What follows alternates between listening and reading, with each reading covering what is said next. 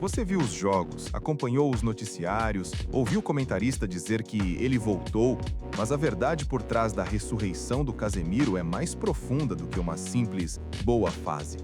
Porque quando um jogador é decretado como o fim de carreira, quando passa jogos seguidos no banco na Premier League e ao mesmo tempo some da seleção desde 2023, normalmente a história termina ali, com um agradecimento frio, um vídeo de melhores momentos e um obrigado por tudo.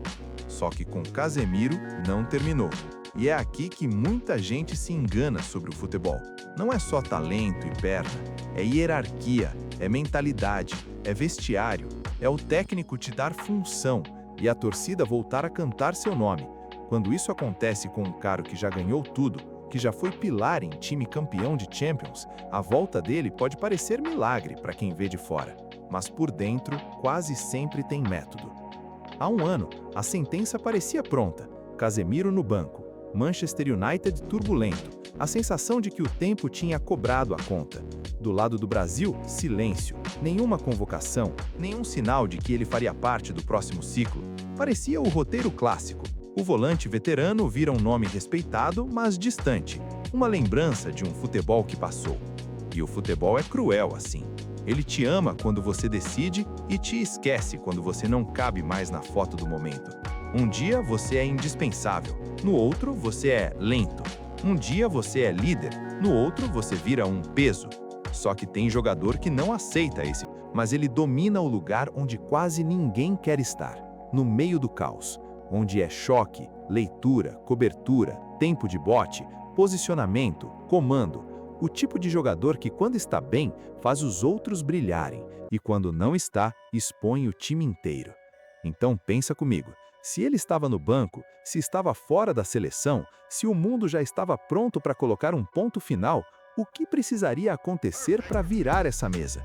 Primeiro, a chama interna, aquela parte que ninguém filma, a rotina sem aplauso, o treino no dia seguinte ao jogo em que ele nem entrou, a conversa curta com o auxiliar, o olhar que diz, eu ainda estou aqui. A decisão de não se vitimizar, porque quando um jogador desse tamanho vira reserva, existem dois caminhos. Ou ele se entrega e vira apenas um nome do passado, ou ele transforma isso em combustível. E foi combustível. A própria reportagem destaca isso. Perseverança, espírito competitivo, retorno ao protagonismo. E aí entra um segundo ponto, o contexto do clube. A temporada do Manchester United foi um cenário perfeito para um jogador com cabeça fria e casca grossa. Turbulência, instabilidade, troca de comando. Em momentos assim, a bola pesa mais. E é nessas horas que experiência vira ouro. Porque jogador acostumado com decisão encontra um jeito de ser útil, mesmo quando o time não está redondo. Casemiro não foi só útil, ele virou destaque. Existe um momento simbólico que parece cena de filme. Old Trafford pulsando após uma vitória dramática por 3-2 sobre o Fulham, decidida nos acréscimos. Você esperaria o estádio gritar o nome do cara do gol final, mas o que ecoa nas arquibancadas é Casemiro. Isso não é comum, ainda mais para volante. Torcida não dá esse tipo de moral de graça. E por que cantaram o nome dele? Porque ele entregou em jogo grande, marcou de cabeça e antes do gol decisivo participou, como protagonista. Serviu Matheus Cunha com um passe ousado, sem olhar, na jogada do segundo gol. Foi eleito o melhor em campo. E não foi caso isolado. Era o segundo prêmio em 3 jogos, depois de também ser reconhecido pela atuação dominante no Clássico de Manchester. E os números daquela temporada reforçam a mensagem. Ele aparece entre os líderes do elenco em desarmes e bloqueios, está entre os melhores em duelos vencidos e interceptações, e ainda contribui no ataque. Marcou gols importantes na Premier League. Para um volante, isso não é só chegar na área, isso é confiança, função e tempo de jogo. Mas reduzir Casemiro a números seria injusto, porque a diferença que ele faz aparece principalmente quando tudo ao redor está instável. A notícia deixa isso claro ao falar de liderança e conhecimento tático. Em período turbulento, ele se impõe como referência, e até quem chegou depois reconhece. O técnico que assumiu o comando, o Michael Carrick, descreve Casemiro como um atleta por quem tem enorme respeito e destaca motivação e comprometimento.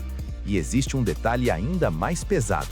A reportagem aponta que Casemiro está em último ano de contrato e vai deixar o United ao fim da temporada.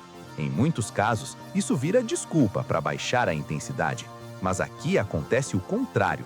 A impressão é de um jogador fechando um ciclo com orgulho, focado em terminar em alto nível. E isso costuma ter um motivo maior por trás. O motivo maior tem nome e sobrenome: Seleção Brasileira e, principalmente, Copa do Mundo de 2026. A parte mais delicada dessa história é a relação com o Brasil. A ausência dele na Copa América de 2024 foi o ponto mais duro desse ciclo. O treinador da época falava em respeito, mas Casemiro não era chamado. E no futebol, por mais educado que seja o discurso, a realidade é simples. Se não convocou, é porque não era prioridade. Só que o futebol é feito de viradas. Dorival sai em março de 2025 e quem chega é Carlo Ancelotti. Aqui o roteiro muda completamente. Ancelotti não é um técnico qualquer. Ele não conhece Casemiro por scout. Ele viveu Casemiro em decisão. Eles ganharam juntos, construíram uma confiança que só nasce em mata-mata de Champions, quando cada erro custa uma temporada inteira. E quando Ancelotti assume a seleção, ele faz um gesto que vale mais do que 1000 entrevistas. Convoca Casemiro na primeira lista.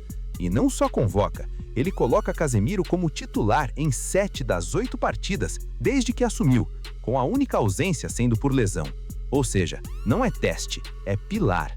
A mensagem é dupla. Para o grupo, esse cara é referência. Para Casemiro, eu sei o que você entrega. E aí vem a frase que explica por que um volante assim vale ouro em Copa. Ancelotti diz que ele é o jogador mais importante para dar equilíbrio ao time quando a equipe tem a bola. Isso é profundo. Muita gente pensa que volante serve só para marcar. Mas o volante campeão é o cara que impede o time de se partir, o cara que organiza a posse para não virar posse desesperada, o cara que mata um contra-ataque antes de virar incêndio, o cara que lê o jogo como se estivesse 2 segundos à frente. Ancelotti reforça inteligência tática e liderança extremamente importante dentro do grupo. E a notícia traz outro sinal do peso dele. Casemiro foi escolhido capitão em amistosos contra a Coreia do Sul e Japão. Mesmo que ainda não exista uma definição fixa de capitão, o gesto mostra o tamanho da influência, porque a braceira em seleção é mais do que símbolo, é ferramenta de comando. É o treinador dizendo: você é extensão da minha ideia em campo. E agora junta tudo e você entende a tese. Casemiro não simplesmente retomou o protagonismo. O que existe aqui é um compromisso silencioso, um pacto de mentalidade, um plano que não precisa ser anunciado em coletiva, porque no futebol existe um idioma paralelo: minutos em campo, papel tático, braceira, discurso do treinador, postura do elenco. Isso comunica mais do que qualquer manchete. A relação entre os dois ainda tem uma cena que explica tudo. Quando Casemiro estava prestes a sair do Real Madrid rumo ao United, ele foi falar com Ancelotti. A transferência praticamente fechada. Ele entra no escritório e Ancelotti está chorando. Casemiro até se espanta e Ancelotti diz que não sabe por quê, mas gosta muito dele e não queria que ele fosse embora. Isso não é uma história bonita. Isso revela o nível de respeito e conexão. E quando um treinador te respeita desse jeito, ele te entende. Ele sabe onde você rende mais, como te proteger e como exigir. E quando o jogador respeita o treinador, ele compra a ideia. Ele se entrega ao processo, mesmo quando a imprensa duvida. E agora entra o peso das Copas no currículo de Casemiro, porque essa é a parte que transforma boa fase em missão. A Copa de 2026 seria a terceira dele. Em 2014, no Brasil, ele nem estava no elenco. Em 2018, na Rússia, ele já era um dos melhores do mundo, mas ficou suspenso justamente nas quartas contra a Bélgica, e o Brasil caiu. A ausência dele foi sentida, e isso deixa uma marca, a sensação de não estar presente no momento decisivo. Em 2022, no Catar, ele marcou seu primeiro gol em Copas, um chute marcante contra a Suíça na fase de grupos. O Brasil chegou às quartas de novo e caiu de forma dramática para a Croácia nos pênaltis. Casemiro converteu a cobrança, mas o time foi eliminado. Outra frustração. 2 Copas, 2 quartas, 2 dores. Uma por estar fora do jogo que define, outra por fazer a sua parte e ainda assim cair. Isso cria algo perigosamente poderoso, o desejo de reescrever o roteiro. E é por isso que essa retomada agora tem cara de propósito, porque a janela do atleta não é infinita. O jogador sabe quando está perto da última grande chance de ser protagonista em Mundial. E quando um veterano sente que ainda dá, ele vira um animal competitivo, mais detalhista, mais disciplinado, mais obcecado. E o que a reportagem mostra é exatamente essa combinação. No clube, ele recupera o protagonismo com atuação e liderança. Na seleção, ele encontra um treinador que o conhece profundamente e o coloca no centro do projeto. E no emocional, ele carrega uma história inacabada em Copas. Isso não é acaso, isso é contexto. E por que isso importa para 2026? Porque Copa do Mundo não é campeonato de pontos corridos. Não dá tempo de se ajustar por meses. Você precisa chegar pronto. Precisa de núcleo de liderança. Precisa de jogadores que, quando o jogo trava, não entram em pânico. Precisa de equilíbrio. E o Brasil, historicamente, paga caro quando o meio-campo não equilibra o talento da frente com a proteção de trás. Você pode ter atacantes brilhantes, pontas decisivos, um camisa 10 inspirado, mas se o time se partir, a Copa te cobra. Ela cobra em contra-ataque, cobra em bola parada, cobra em ansiedade, cobra em erro pequeno que vira tragédia. E é aí que um jogador como Casemiro vira peça-chave não pelo nome, mas pela função. Ser o termostato do time. O cara que acalma quando o jogo esquenta, o cara que reorganiza quando a linha se perde, o cara que faz a falta tática no momento exato, o cara que aponta, orienta, encurta, antecipa. Isso é leitura. E leitura, muitas vezes, melhora com o tempo.